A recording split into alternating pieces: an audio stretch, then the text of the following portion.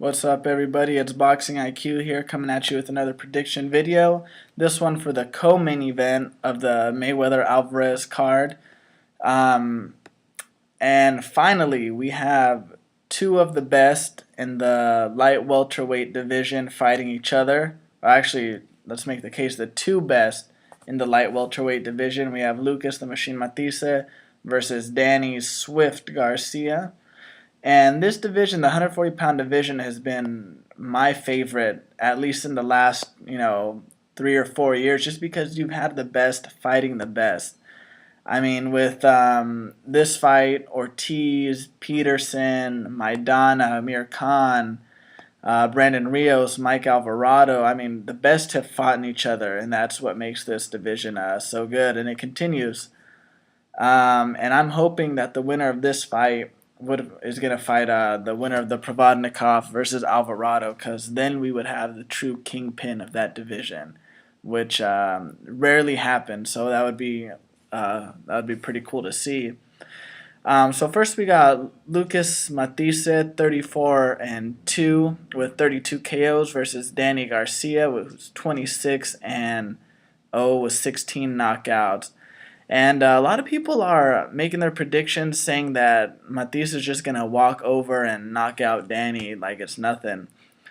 But, and I know that's based on Mathisse's scary power. I mean, he's knocked everybody that he's fought down. But you have to give Danny Garcia credit because he holds 2 belts. He's undefeated, and he's fought top opposition. So it's gonna be a tougher fight than people think. At least in my eyes, I feel like it is. Matthysse, he's a come forward pressure fighter, and when I mean pressure, I mean he's relentless.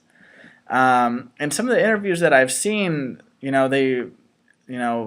managers or just people who have been in there sparring with him say that he has boxing ability, but because he's been so successful with his punching power and his style, I mean, that's what he's going to rely on. That's what he's used to.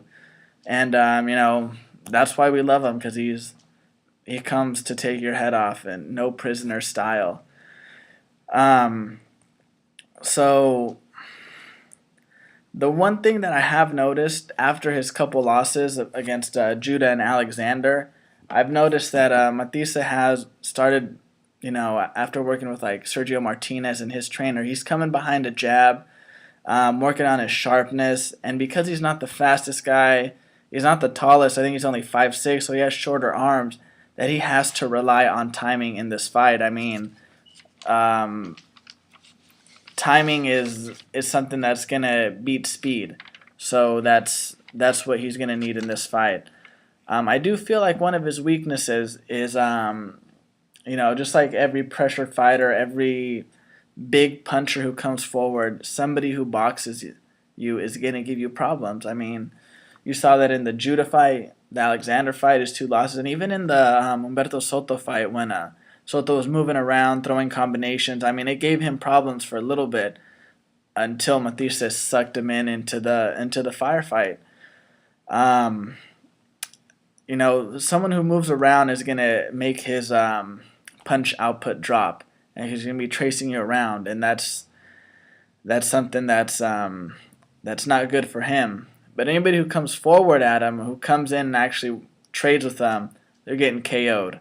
And that's what makes this fight so interesting and exciting, is that Danny comes forward and he doesn't back down, at least from what I've seen. Danny's also a come forward fighter, but I haven't seen a fighter quite like him, because he comes forward, but he's there to counterpunch you. And I mean, he throws his punches from awkward angles. I saw him throw like a hook uppercut with his right hand. It's just strange, but he ended up hitting Judah with it.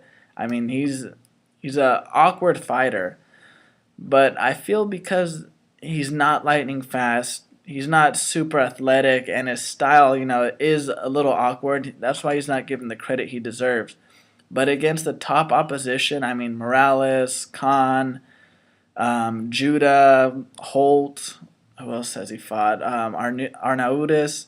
I mean, he's looked good in his fights, and he's slicker than people give him credit for, because I mean, he does not get in the the Khan fight, the Judah fight, and even in the Morales fight, he was making them miss.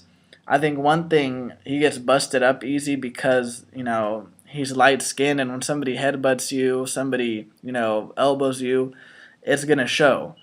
And I really go ahead and rewatch those fights with Khan and Judah, and he's slick. He doesn't get hit as much as people think. Um, so how do I see the fight playing out? Two things. One, it ain't going the distance.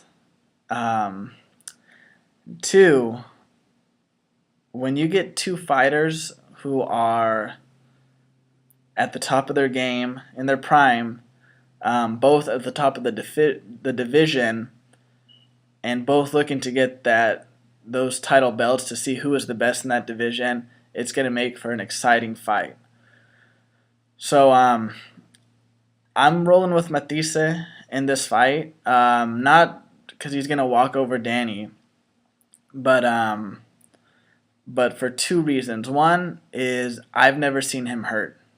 I've seen Garcia hurt in there with Morales, with a crafty veteran who he does a couple trick things where he ended up hitting him with a overhand right and definitely hurt him. Judah with his speed, he was able to hurt Danny, and same with even Khan, who doesn't have the best punching power, but is definitely lightning quick in there. Kind of stung him. So that's one of the main factors, is that I've never seen Matthysse hurt. Two is, even though they both have good power, Danny has good power, Matthysse has one punch KO power, which is, it's going to be difficult, and it's going to be fun to see when they're both in exchanges and they both hit each other, who's going to connect first, and when they do, how is it going to affect that person. So my prediction is Matthysse in a late stoppage. I'm going to say a 10th round TKO. But don't count Downey out, because he's not undefeated. He's not champion for no reason. But that's my prediction. I'll be uploading the Canelo versus Mayweather prediction soon. Alrighty, guys. Till the next one.